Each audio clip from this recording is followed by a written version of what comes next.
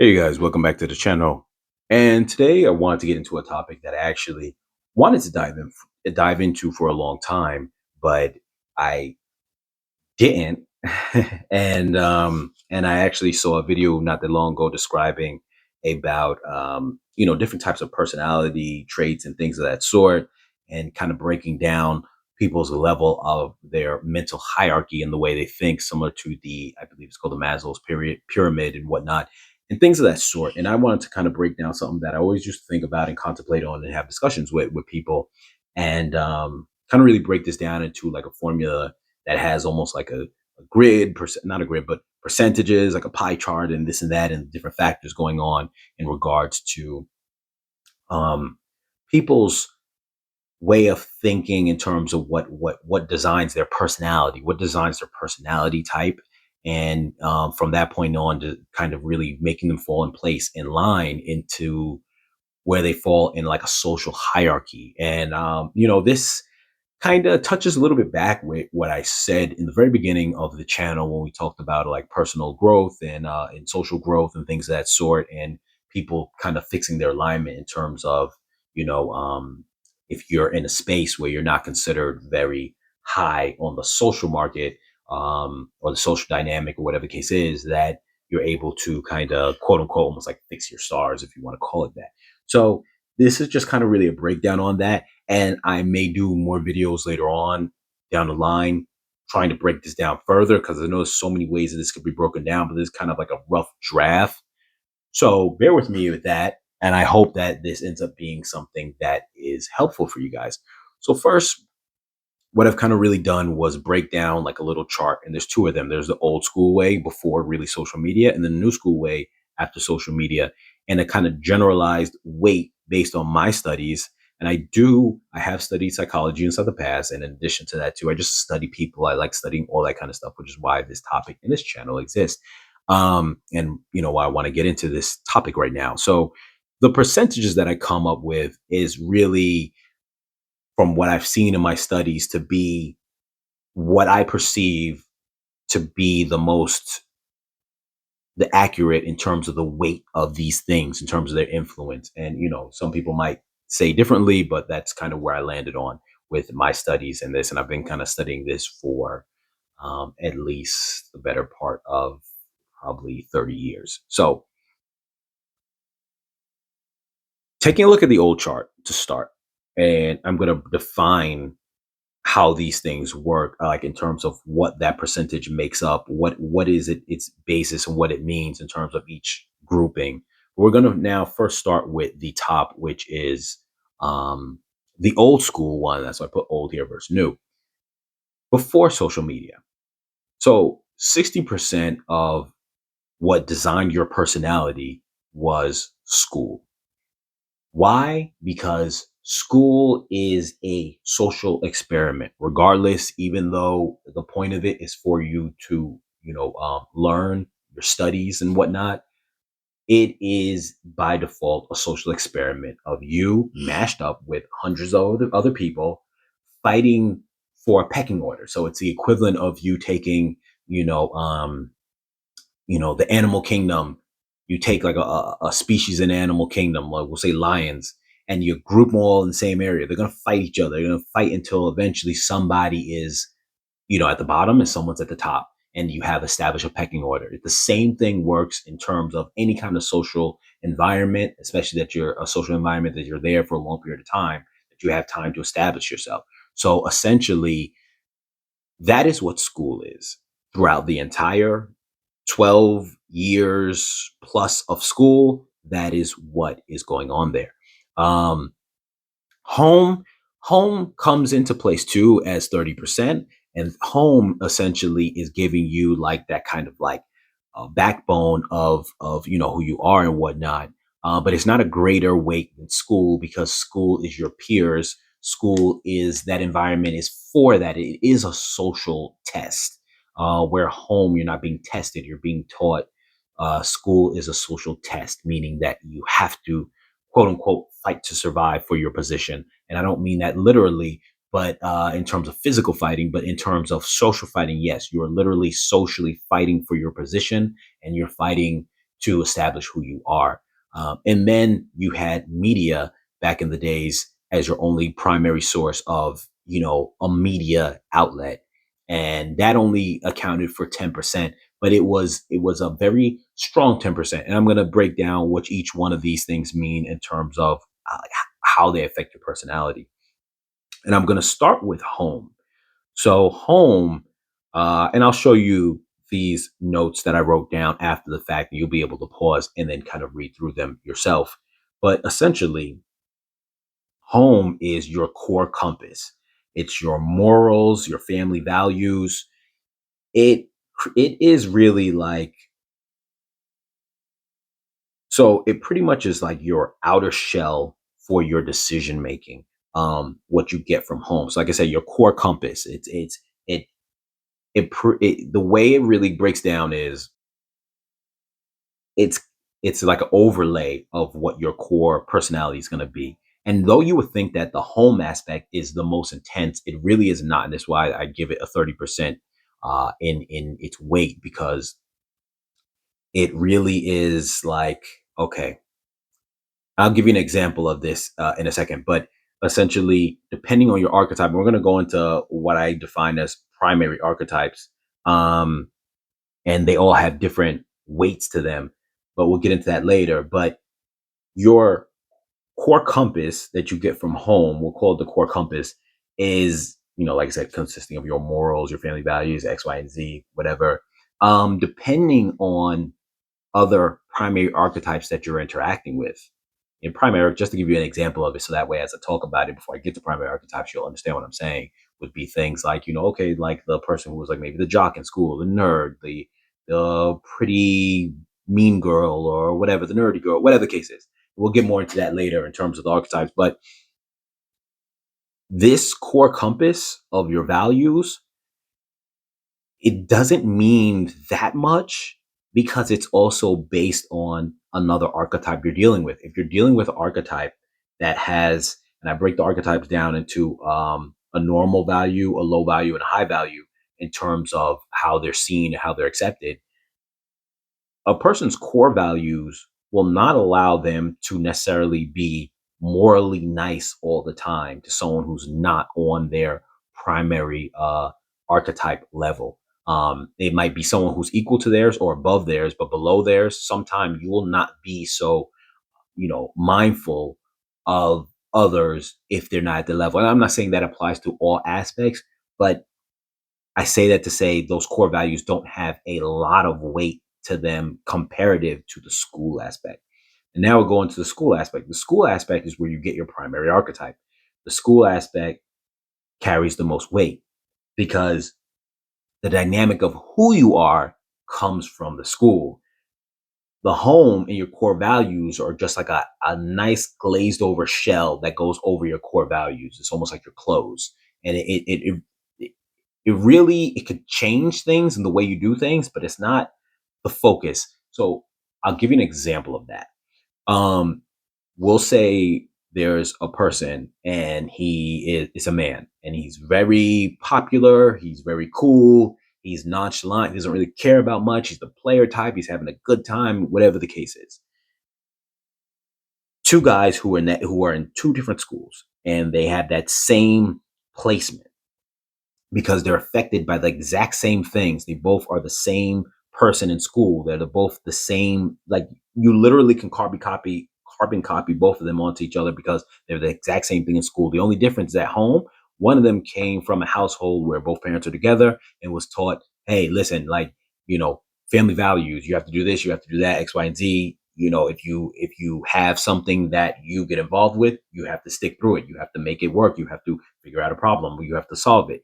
And then the other counterpart, their parents aren't together. They don't have that kind of thing. And I'm not knocking any kind of design or whatever. I'm just saying this is the effect. And they're like, okay, um, he doesn't have that same kind of overlay. The two happen to get with a woman, and they happen to have a kid. And I've seen this before, actually, in real time. That's why I bring this up. One person will be like, okay, I don't want to be there for the child, but he's the player type. The other guy is the player type also, but he's like, damn, like, I'm still going to be there for my kid. I really don't want this girl. I may cheat on her behind her back, but I'm still going to be there to take care of my kid. Why? Because that slight difference of the home aspect, even though his core primary personality is the exact same, that small little tweak of that 30% will change how he'll handle the situation he's in, even though he has the exact same personality. And so that is an example of how the core compass from home works, or those values, along with your primary archetype. And then last, jumping into media. Media essentially, back in the old days, was a sense of confirmation of identity, is what I call it. Um, or even a guiding aspiration of your archetype. So, for example, you'd see people in the media and they'd be all different types. That was someone who would you would see that was part of your media. I mean, I'm sorry, not part of your, I'm sorry, part of your archetype and your primary archetype. And so it reinforced it. It gave you a sense of that's the top tier of my archetype, and that's what I'm going to be. So if you were a jock and you liked, football, and you saw the top football player, you're like that guy on TV. That's the aspiration or the confirmation that what I'm doing as this archetype is correct. The way I'm being, the way my personality is with this archetype is correct. So if that football player is, the kind of, I don't care about nothing, and I just do what I want, I'm making money and everything's great and blah blah, and he's the star of the show and he's feeling good. Hypothetically, it's not to kind of, box in any kind of particular idea with a certain archetype, but you get the point I'm trying to say. If that was the case, then that person watching it on the TV would have had confirmation of the way his personality was developing and saying, cool, I'm not doing anything wrong, because the kind of person I am is just like that guy. And if he's doing it and he's at the top, that means what I'm doing is correct. The same thing worked for all archetypes. For example, back in the days, like I said, we didn't really have a lot of social media at that time. You would have had characters like Marilyn Manson. If you were that goth type, or, that kind of type like that, emo type, goth type, and, whatever the case is, that was a confirmation of your identity. Okay, there goes someone in the media that resembles me, and they are at the top of the food chain of my archetype. So not only is that what I'm aspiring to, or a guide that tells me like that's how I'm supposed to be, whatever the case is, but it's confirmation that I'm doing it the right way along the way. So at that point,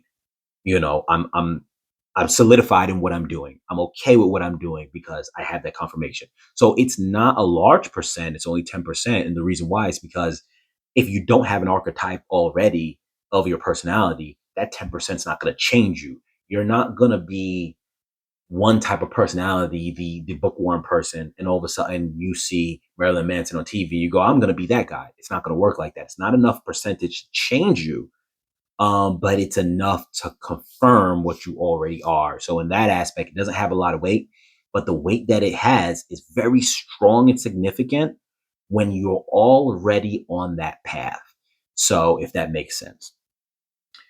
Now, going to the new archetypes, so all those same things apply in the new generation now, where we have social media, but the difference is the weight of the percentages slightly changed. So school is still the same. School's always going to be the most weight, because that's where you're at every day, competing with your peers, where it matters the most. That is because your personality type is competing for your peers within the position of your peers. You'll have influence from home, media, blah, blah, this and that. Celebrities is, when I say media, TV and radio, that's celebrities and stuff like that from the TV or whatever the case is, not social media on the level. We're going to get into that in a moment, on the level of like, your peers and this and that, or other things, maybe not peers.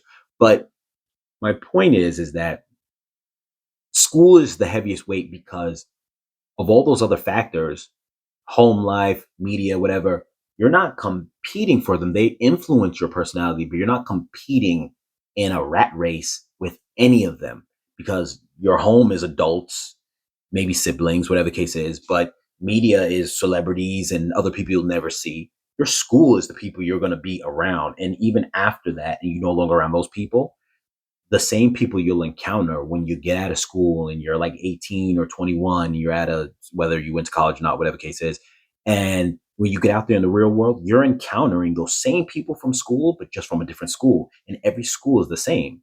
Every school has the same breakdown archetype personalities. They're all the same thing. So that's understand that. I mentioned this in a past video before. Um, every school is a carbon copy of every other school in terms of personality archetypes. They're all the same in terms of you're going to have the same archetypes all in them. Not saying everyone is that archetype, but say if there hypothetically is 10 different archetypes, all 10 will exist in every school, and the makeup and percentage of those in that school will be about the same. There'll be this many of this type, this many of this type, generally speaking, on a percentage level. So I say that to say when you leave school, you're still interacting with the same people in school in terms of the age range for that personality archetypes. And that the truth is it extends for all ages, but someone who's 10 years older than you is not going to interact with you the same way as someone who is your same within, say, like 3 or 4 years of your age. It's just going to be different. So with that being said, school is the most weight. Home changes now to get smaller. And why? Why does that happen? Well, first, let me give the definition of the social media. So the social media is an extension of the school environment, and it's reinforcing your archetype or the time to or it's the time to switch your primary archetype. Depending on how much of it you're getting while you're in school, and you're developing. So, and that's something that was never the case in the old school days. You didn't change your archetype, but now with social media is giving that confirmation, like we said, kind of like that media gives you, but on the ground level, on the level where it's like, okay, while you're in school, by your peers, by people you're seeing. So, what does that also give the ability to do? It gives the ability to switch your archetype if you're going to switch, which is something that's never happened before. Now you'll have somebody who is one archetype, and this doesn't happen all the time, but they're able to make a pivot and switch to a different one if that archetype that they're in is not working for them, because now they have access to know other people that are also a different archetype, and they can go, wow, that one probably suits me better, where before you didn't really have that access to that, because watching on TV is only giving you confirmation of what you're already doing. It's not giving you a group to switch over with.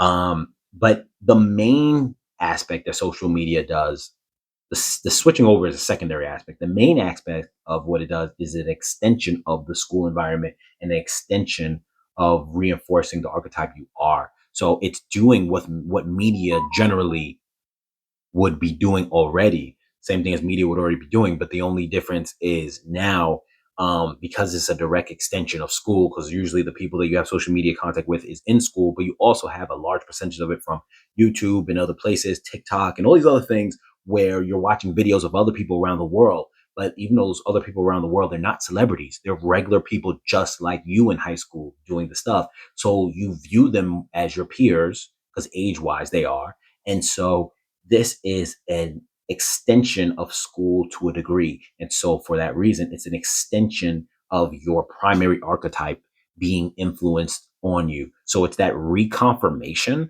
but not coming from the media, from a leader in that segment, but almost like from a someone on the side, not above, but on the side, almost like a equivalent or a partner, giving you confirmation that what you're doing is okay. So that now, and because it's happening firsthand while you're in school, it has such a higher percentage. It's not greater than the school's weight, but it has such a higher percentage than um, well, obviously, I can't say than before because it didn't exist before, but it has such a higher percentage that it kind of takes away from regular media now, because now you don't need as much confirmation from the celebrities where you did back in the days, because now you're getting that confirmation from the social media that you're doing, that your archetype is correct. And we've seen that before where if you are, I don't know to name a archetype, but we'll say the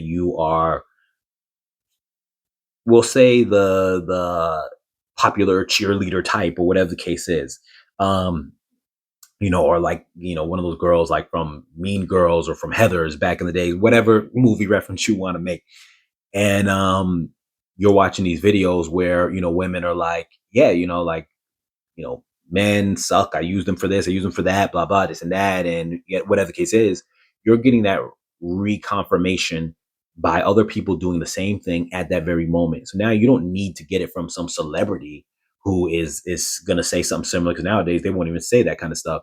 You're going to get it directly. And so that's kind of taking the place of the media. So it's a smaller percentage, but also social media now, being that you're being bombarded with it, where not only wherever you go and at school, and this and that, but you're getting the social media while you're at home. You're on your phone, you're in a computer. Most kids now are in their room on their phone, on the computer, watching stuff. It starts taking away from the home core compass aspect also, because while your parents are trying to instill to you a certain moral compass, family values, the same moment they may be giving you those vibes, that speech, if it's not directly, then just showing to you around the house, you're also getting bombarded with the social media right after you finish eating and cleaning up the dinner table. You go in your room and you're being bombarded with social media. So now that plays a bigger role, taking away from the regular media and from the home percentage. So these are the four elements, where it used to just be three. Now you have four. It doesn't change your primary archetype any really necessarily anymore, because your primary archetype is still going to be what it was regardless, because that really comes from school. But nonetheless, it's affected in a different way. Now the primary archetypes, they're not just different, but they carry different weights, as I mentioned before. So some of them will carry more weight than others. And essentially what you have is, we'll say you have normal, which is average. You have high normal, which is highly accepted and rejects all that's below it. And you have low normal, which is not accepted and accepts everyone above it. That's the general archetype, that if it doesn't have a category, so I list them as just that. And I'll just show you here what I have written down so you can see, and just kind of really getting into it. So those are the basic primary archetypes. And then you also have some sub archetypes. And so some of the subcategories, um, they will just be different than, say, the high, the norm, and the low, but will still carry the same weight. The only difference is that there's fluctuating dynamics within the subcategory. So, for example, take a goth. And I don't know all the different categories that exist out there, but this is just giving you a rough idea. But I don't know all the categories. But nonetheless, it gives you a sense of what's, in person, what you've seen out there. Let's say, for example, a goth, for example, right? Not accepted. They are considered the equivalent of a low normal. So either if you're just a normal person who doesn't have a particular style, a particular thing about you, you're just low on the totem pole. You can be that. But the equivalent of that is a goth who has a very defined personality characteristics that are shown on the outside, but they're still considered not accepted. They're still considered, uh, you know, just that, not accepted. That's the reason why it even exists. And they reject all norms.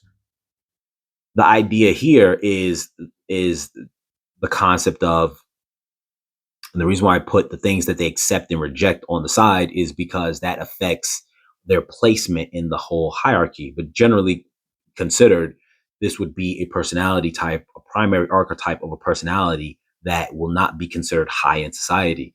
And these primary archetypes that you will have, say, in high school or the school grades in general, when you get into the real world is when it's going to reflect how that, you know, goes into society, and how you are as a person, your personality as a person will be defined as that. So there's there's no way for me to just verbally say to you what personality is that, but just know that these are the things that make up that personality traits. These are the elements that make it up. These are the primary categories, primary archetypes that will exist. They're not very accepted. So in the social dynamics, they're considered low. It just is what it is. Whether you agree with it or not, it just is what it is. They know that, which is why they reject all norms. It's a way of making yourself feel more important by saying, I'm not playing in your field, in your game, so I'm not rated in your system. I don't want to be a part of your system, by taking myself out of it. But nonetheless, in the greater picture, they're still considered at the bottom because they had to remove themselves because they weren't accepted. That's a personality archetype.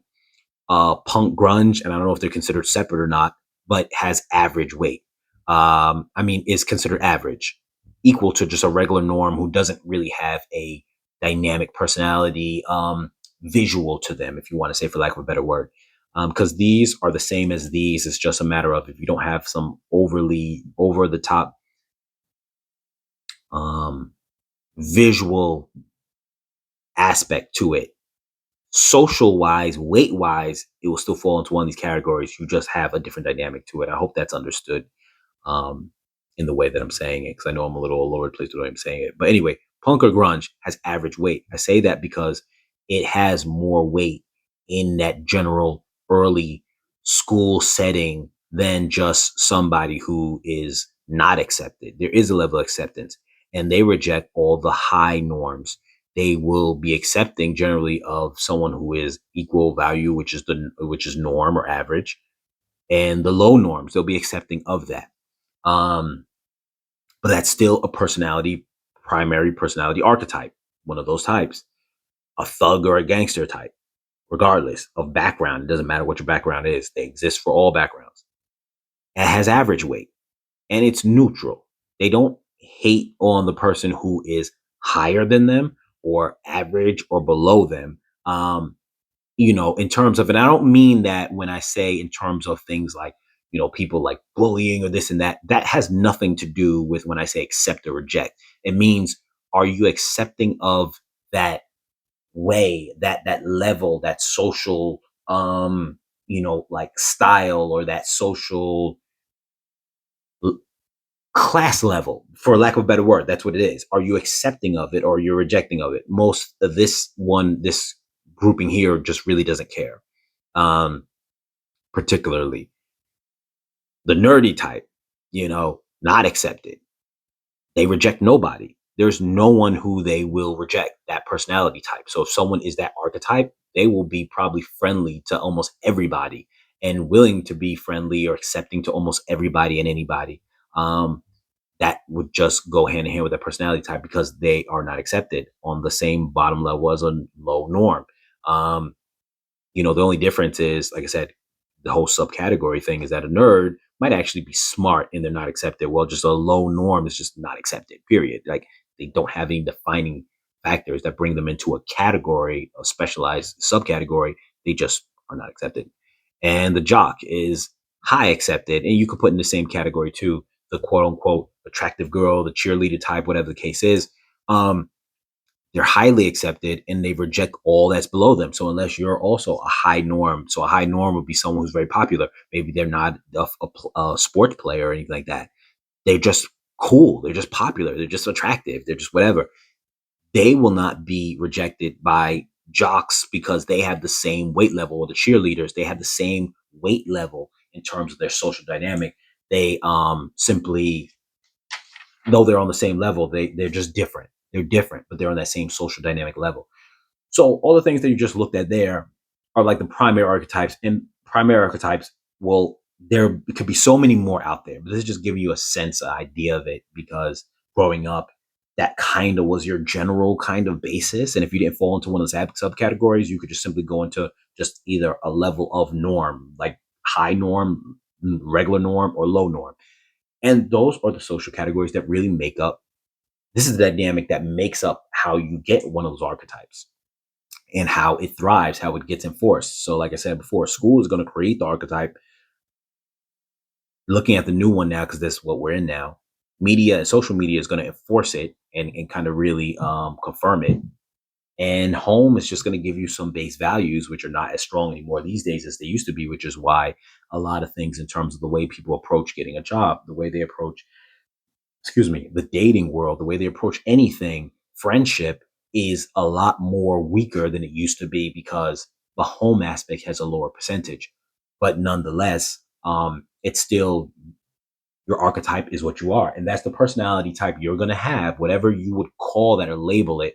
So the personality archetypes that I just showed you is just a rough way of giving them a category, but they're not really defined as just that.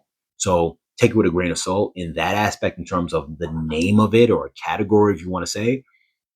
But nonetheless, that personality type will be the same personality type that is all across the board for that same kind of person. Meaning, if I said, you know, this school, this one school, school A has 500 people in it, and school B has 500 people in it. And say if we said about 50 people are of a certain category, primary category, the other school will have roughly probably about the same amount of people in that same category, give or take a couple of 10 people, maybe, and the same for every category. And so what goes into the world are those same categories from that social experiment into the world. And when you go into the real world, those are now the categories that they are for life in the world that you're going to encounter. And they're all going to be, like I said, a carbon copy of another person because they all have that same thing. The only difference is some of their home aspect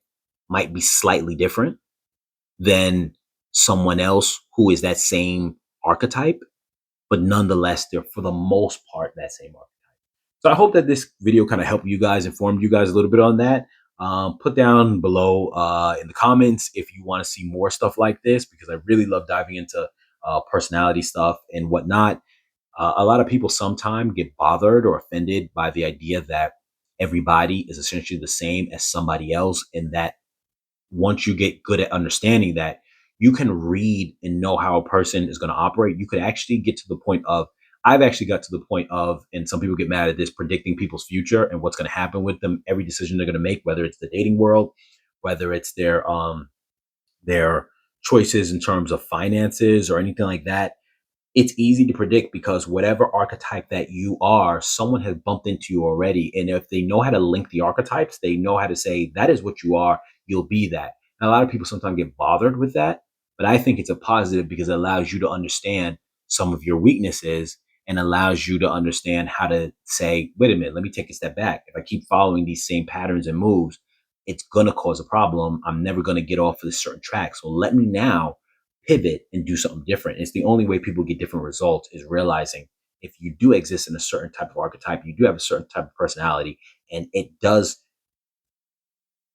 go through life the same way, because the other people who have other archetypes are going to treat you a certain way every single time. It's always going to be the same end result. I'm going to give you an example just to make even more sense. If I'm walking in a straight line and I'm a certain archetype, and a different archetype as I walk in that straight line says, "Oh, you can't come straight anymore. You got to make a left." But if I was a different archetype, they would have told me I could go right. If I was a different archetype, they would have told me I could go straight. But instead, because of the archetype I am, they tell me go left, because that's how that archetype reacts to my archetype. You go left. So I go left. Now, as I go left, I hit another type of archetype I run into. And they say, are you going to go left? Are you going to go right? Are you going to go straight? Or are you going to go in reverse? That's going to be determined by what they let me do, because I'm moving through life, bumping into new people, and they're going to either accept me or reject me based on my personality archetype. And once you understand that, most people don't understand that they're going to keep making the same mistakes. They're going to keep applying for the same type of jobs that either don't accept them. They're going to keep going after the same kind of partner that will always treat them the same way, because they read their archetype, your archetype, and go, that's who I'm going to treat that way. And you, as your archetype, get attracted to a certain type of archetype as well. Like I said before, based on how high or low their archetype is, you either accept a certain type or reject a certain type, which is why people with an archetype or a type of personality that is very accepting of all will always accept, and other types will always reject. So that's why when you come across a certain type of personality that rejects you, they may not outright openly reject you, especially in the dating world. They may accept you, especially in the world of men dating for the women. The man will accept you to get what he wants, but he's actually rejected you from day one.